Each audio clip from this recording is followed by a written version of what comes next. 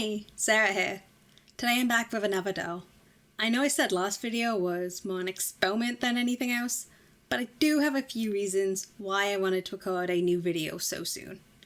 First, I got a little excited and immediately bought a new stand for my camera, seeing as the bad angle was the main issue in my puppy video. Second, this happened. My friend Velocity gave me $1,000 worth of dolls. Apparently her and another friend hit the absolute jackpot on Old Monster High and Rainbow High dolls. Completely free. My lot is really only about half. Out of them, there's only 2 that I'm interested in selling, so I figured I'd make dolls for my friends, seeing as I now never have to worry about getting more ever again. Velocity spotted Bonita Femur while we were going through the pile together, and she immediately brought up making a cool moth girl for a different friend of ours. Obviously I agreed, so here we are. I'm not very well acquainted with Bonita, and this was actually my first time seeing her in person. I'm a huge fan of her mold, though I couldn't find many other repaints of her. I guess since she is so detailed, you really need a design in mind that uses these features, and only so many people have characters like that. Since this was a present and not an existing character of mine, my design concept wasn't much beyond character that a dude who likes bugs would like. My general idea was to make her dark with pink joints, so she doesn't look as bad when she ships. And she will be doing that. Other than that, I plan to use what stock of paint and yarn I already had to add chunks of colour to highlight her molding. This was my first time using an air gun to paint, so I wisely decided to not record it. I do think it was the right choice for me, and I figured it wouldn't matter if a single step was missing. If it wasn't for me losing all the footage I had before this point. Please back up your files, guys, and maybe double check you actually did. Just in case you give yourself a false memory of doing it, like me. The good news, I didn't lose too much footage. All I did was clean up her face, remove her hair, and pickle her head. Then her ears fell off. Then I beheaded a Draculaura so I could have a comparison head for when she was done pickling, for video purposes. Poor Draculaura, I guess. I didn't need to do that. For that, I waited for her head to shrink back down before putting her ears back in her head. Turns out the plastic of her ears didn't enjoy their time in the acetone. You're going to notice, later in this video, that they look like they have been melted in acid. The good news, it's because they have. The other good news is her ears holes shrunk down perfectly, so they're not escaping again anytime soon. I also gave her funky muff-inspired feet with air dry clay. It was my first time using it. The first attempt completely fell apart. With the base done, you can see I've added some pink and black to the top of the rings. This was done with a mix of an airbrush, and with that screwed up, a toothbrush.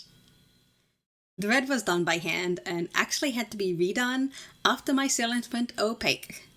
You should be able to notice across the video that the clear red has a pinkish patch, where I couldn't cover it up. Unfortunately, everything other than the sealant went on semi-clear, so we could only work so much on saving the rings. I think I did an alright job. Body itself gave me no such issue, so I was able to move on to the pastels and paint.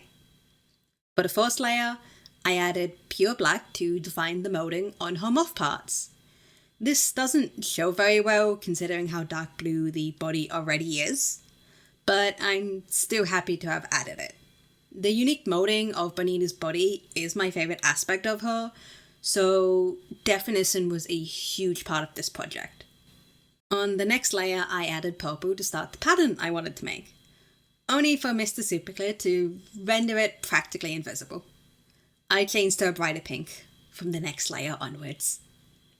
Mr. Superclear will almost always make colours darker, and especially especially so for darker bases. Most of this project just becomes this idea of never expect your colours to stay the one you painted. It's easier to work with paint and pencil in these conditions, but pastels had the texture I wanted, so I persisted against my better judgment.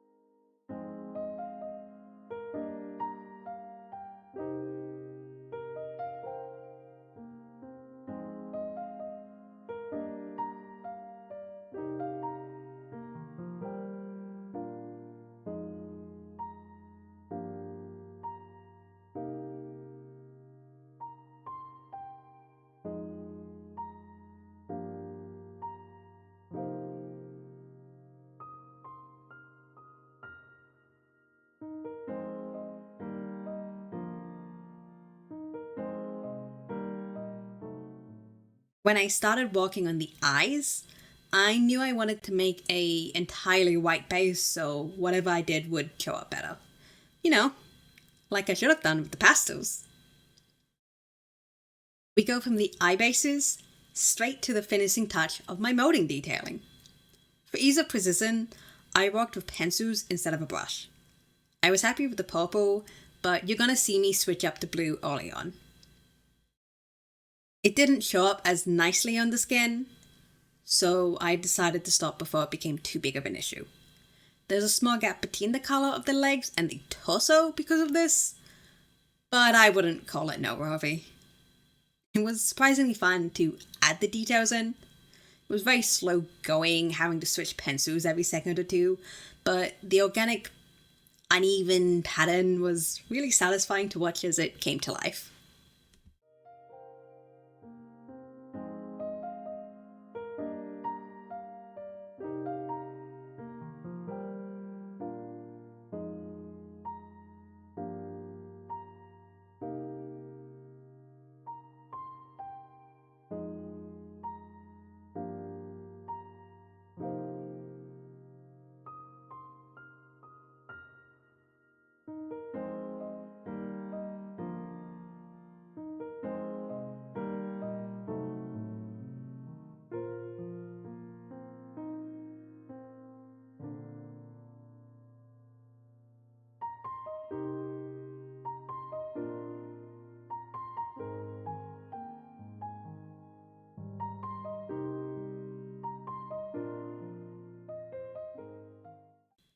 Painting the chest and rings felt a little out of my ability, but I've painted D&D minis before, so I decided to give it a go.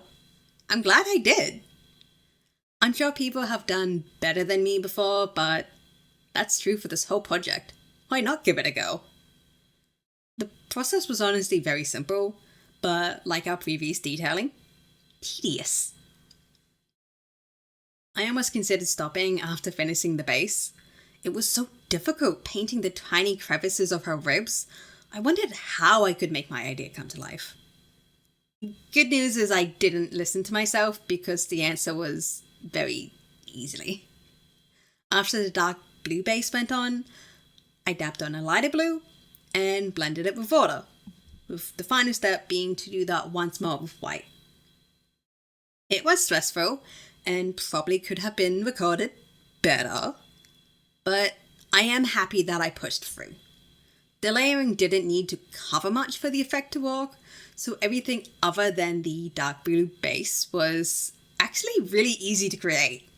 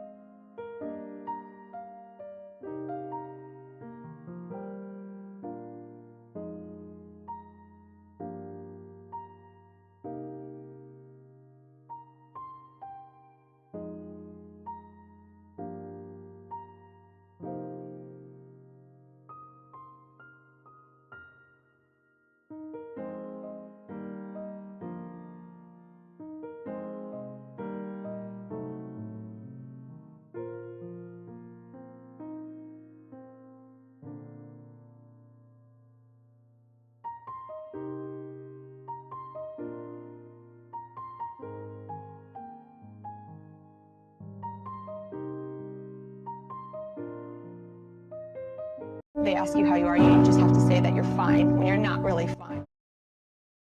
I just elbowed her ear off. Well, moving on. We can fix that later. I knew from the get-go I didn't want black lashes since it was not going to show up.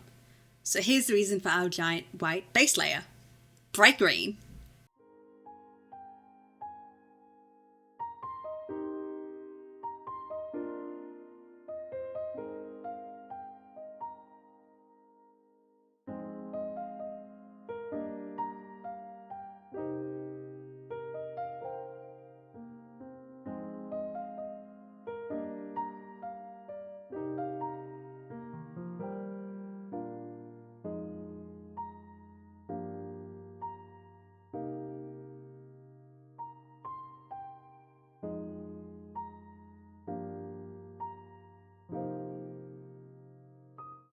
Also, here's the second reason for a giant white base layer.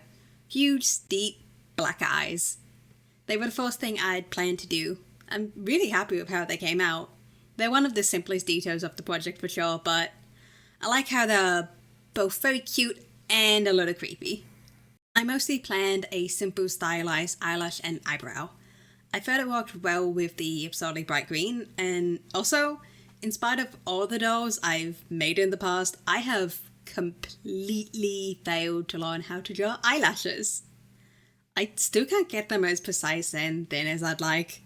For now, I figured we could ignore that. Knowing my design concepts, I'm not going to give myself such an easy path in the future.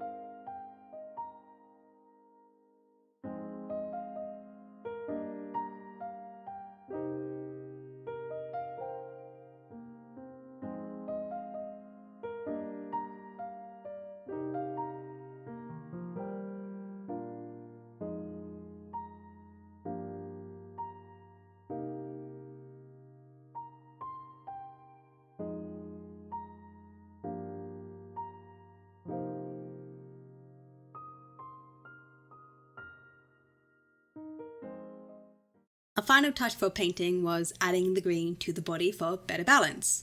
Same logic as to the small purple eyeshadow I also added. I didn't want the body and the head to be so starkly different in colour to each other. I'm a sucker for good colour balance in designs, and I'm already on the losing end while making up a character as I'm going on.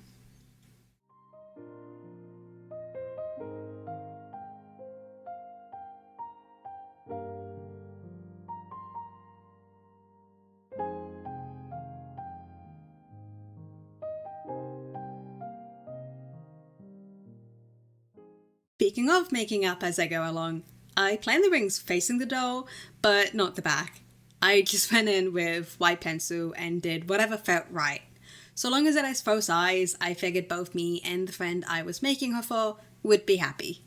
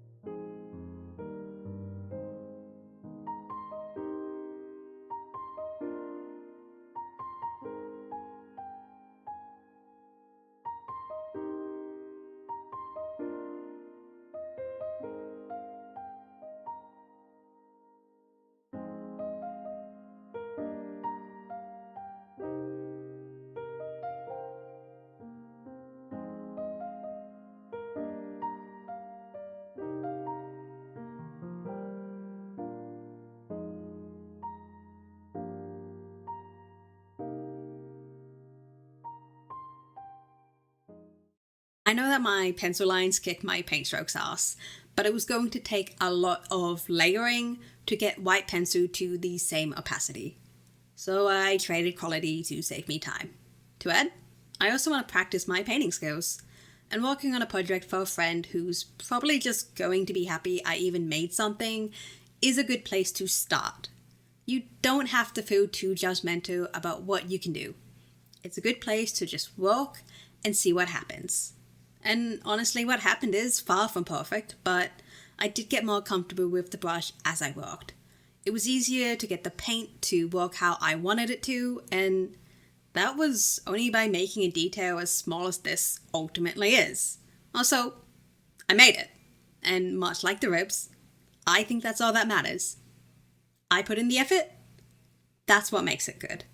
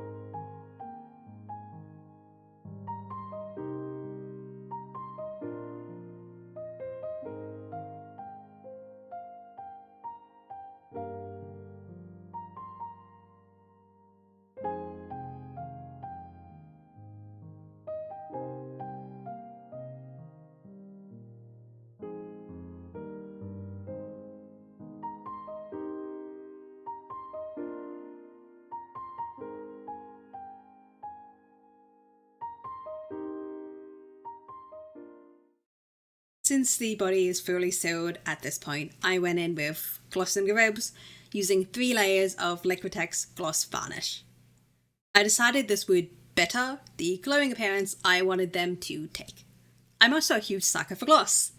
I know some artists don't gloss eyes and lips for better photo quality, but I love it too much. I'm an extra moth for the shiny effect. I will add it wherever I can.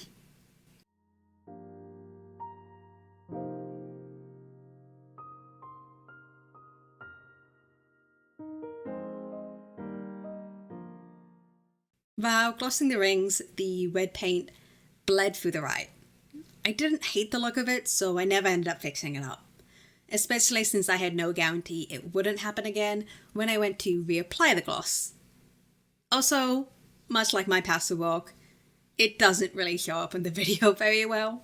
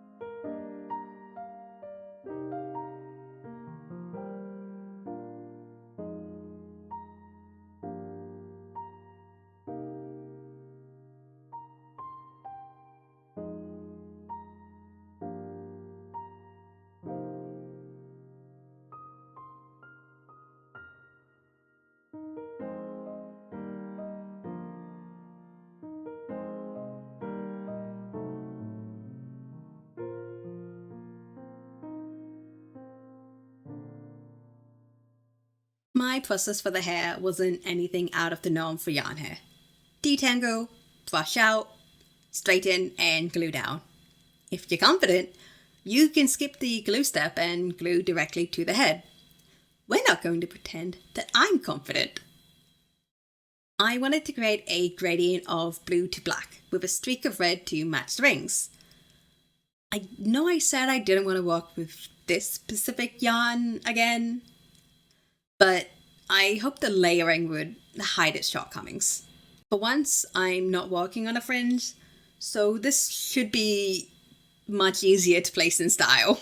I added some hairspray with each layer to get it to lay flat and make the work easier.